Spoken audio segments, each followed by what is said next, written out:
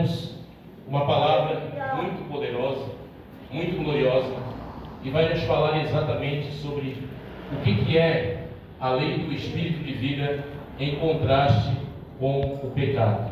Queridos, preste bastante atenção. O pecado, aquele de Romanos 6, 23, ele trouxe ao mundo pelo menos 3 tipos de morte.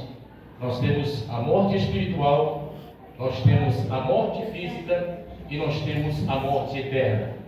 O que é morte espiritual? É o rompimento da comunhão com Deus. É a situação em que nós vivíamos, é a situação em que nós estávamos antes do sacrifício da cruz, do sacrifício do Calvário. Esta é a morte espiritual, né? A separação da comunhão entre o homem e o Criador. E Jesus veio restabelecer esta comunhão. Nós temos a morte física, que é uma realidade que mais cedo ou mais tarde nós vamos encarar. Hebreus 9, 27 nos diz: portanto, ao homem está ordenado a morrer uma só vez, vindo depois disto o juízo.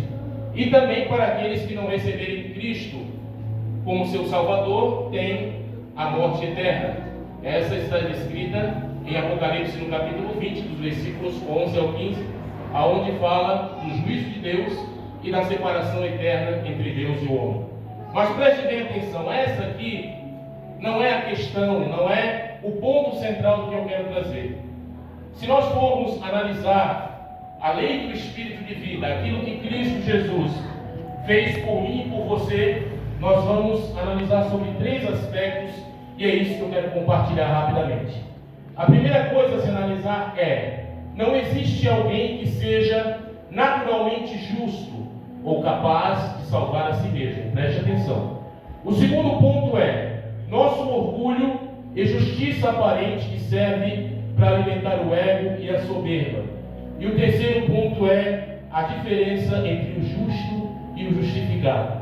Quando eu falo sobre este primeiro item, não existe alguém que seja naturalmente justo ou capaz de salvar a si mesmo, nós vamos para Romanos, no capítulo de número 3, e o versículo de número 10, onde diz: como está escrito, não há um justo sequer.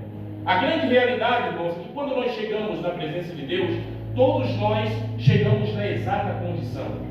Diante de Deus não existe placa, não existe logotipo, não existe nomenclatura, não existe nomes importantes. Diante de Deus todos somos exatamente iguais, precisando da misericórdia do Senhor.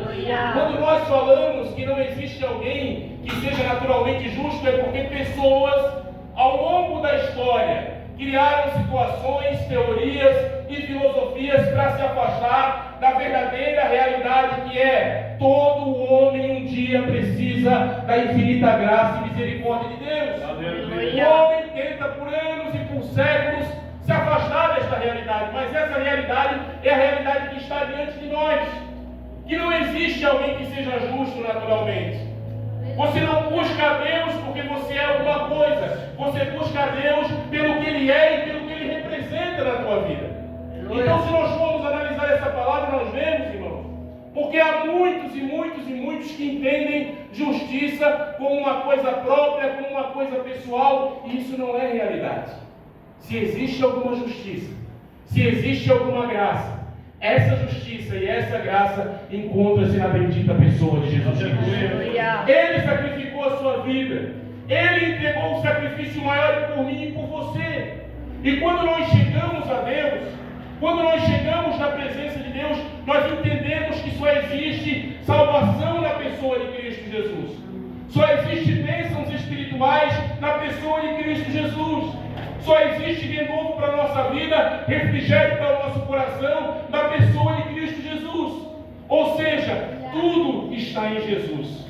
Por exemplo, há algumas pessoas que fazem o questionamento: irmão, como se qualificava a salvação no Antigo Testamento? Como era? Porque muitos de nossos pais morreram sem conhecer o Salvador. Irmão, o processo é exatamente o mesmo. Hoje, nós vivemos sobre a esperança de que o Messias já veio. E no passado, os nossos irmãos morriam sobre a esperança de que o Messias iria vir. É o mesmo processo. Todo o processo está em Jesus. A salvação está em Jesus. As bênçãos estão sobre Jesus. Então, eu não entendo às vezes o ponto de muitas pessoas que se tornam um pouquinho mais espirituais aparentes, entendendo que há alguma coisa em si, há alguma posição, há algum destaque, há alguma força maior que o possa tornar melhor do que alguém. Porque está bem claro aos nossos olhos, não existe justiça em nós. Nós nos confrontamos todos os dias com o entendimento de que a única coisa que nos mantém de pé é a graça e a infinita misericórdia do Senhor.